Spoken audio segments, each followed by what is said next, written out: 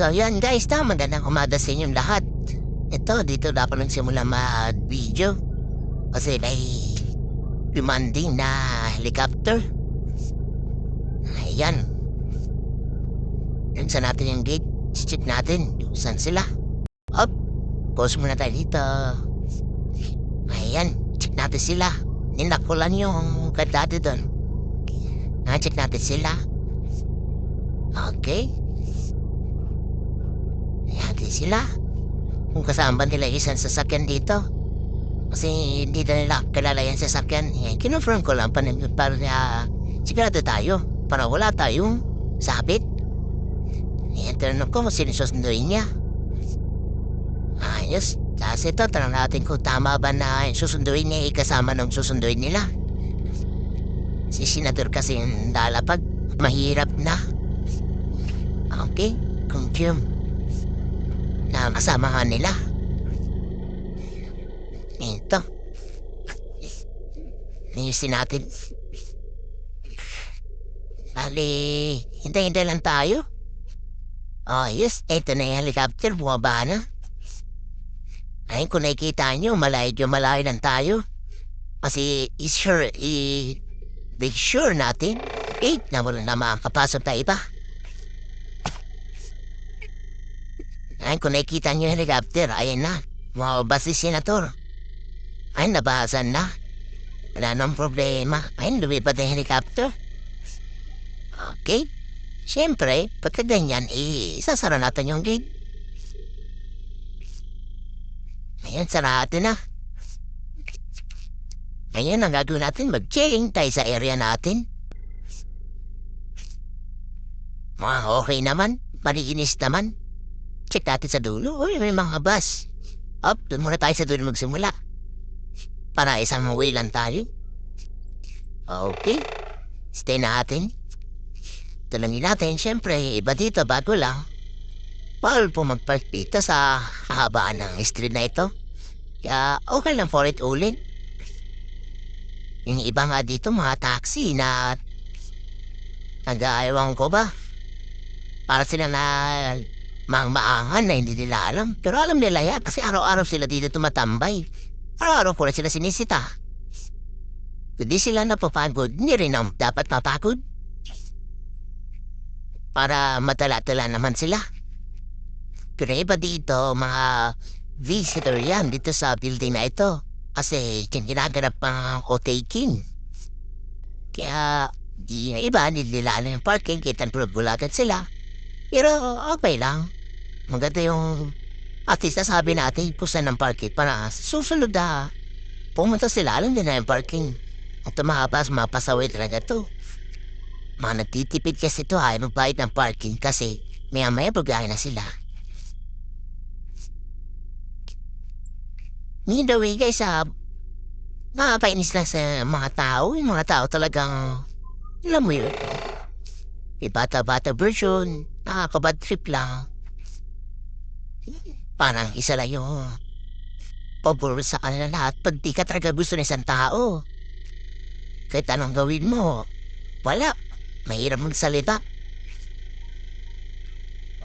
Alam mo yung mga toxic, mga ganon. Kahit kasi nandiyan, di ba? Dapat pantay lahat ng tingin sa tao. Yan, share ko lang. Dito ko lang naman sa video natin na nabukas ako nag-open up ako ng problema, hindi lang problema, mga hinanakid sa buhay. Alam ko naman, hindi tayo makapagsalita sa personal. Mahirap lang. At ito na lang, at least dito, wala mo tinutukoy niya tao. Yung direct na tao. Diba? Kasi marami ka nanonood, malay yun. Isa sa inyo pala yun. Hehe. Ito, clearing tayo, okay. Kung isang area. Kapilang kalsata, okay naman. Pwede na tayo dito, mag-u-turn tayo, okay. Siyempre, after na mga ginawa natin, ilalagpok natin. Yan po naman tayo dito para mag-logbook. Okay. Ayan, kita nyo ulit ako. Gwapo ba? Papel lang yan. Tanggok sudat lang yan. Ano, ito tayo, trabaho natin, kailang gampanan. Okay, barko rin tayo. Medyo nagpahinga rin ako to ng konti. Kasi grabe init ngayon. Ayan o, ay trako, ayan o, risot-husot tayo. Mga batang pasaway tayo eh. Okay, meron. Okay, siya lang. Okay. Sabihan natin na bawal mong tagal. Bawal mag-park. Okay, ito pang isa. Eh, si Kuya, umiihi yata. Yan mo na yan. Okay, balik tayo. Naalala ko lang. May darating pa lang magtatayo ng balon dito. Yung gardenia. Kasi may event dyan sa World Trade. Si Ali po rin. Ay, nandiyan pala yung OIC ko. Shoutout sa'yo, OIC. Grabe yan.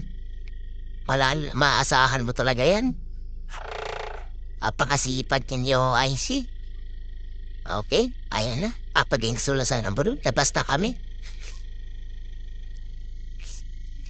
Siyempre, punta tayo sa admin, dalagpok tayo. Nandyan na yung nagrenta sa area yon. Pero hindi naman lahat. Medyo konti lang. Kurot lang na direta nila doon sa area. Siyempre sa event yun, may bayad yun. Nagbabayad sila dito sa admin. Kaya, i-take ng topic. Ano oras sila dumating? Ano oras sila nag-set up? Okay, ito ulit tayo. Okay, tapos na. By the way, sure that pinakasinadod ko rin si engineer sa motor pool. Tapos bumili na rin pala ako ng yelo dyan, 7-Eleven. Ayun yung Timor area namin. Nandala na ako yelo kasi sobrang init. Yung partner ko, si Kuya Ming. Nainitan yun. Hit pa namin na tubig, sapat na. Yung grabe talaga init. And ito, wiro tayo kasi may patatagalan tayo. Baka magitubig na yung yelong binili ko. After flow na tayo, nastawi tayo dito. Siyempre, kunyari, tingin tayo sa area para hindi halatang dumanan tayo. By the way guys, dito ko natatapos yung video. Sa mga nanood, maraming salamat at nasa ulitin. Please don't forget to hit the like and subscribe button.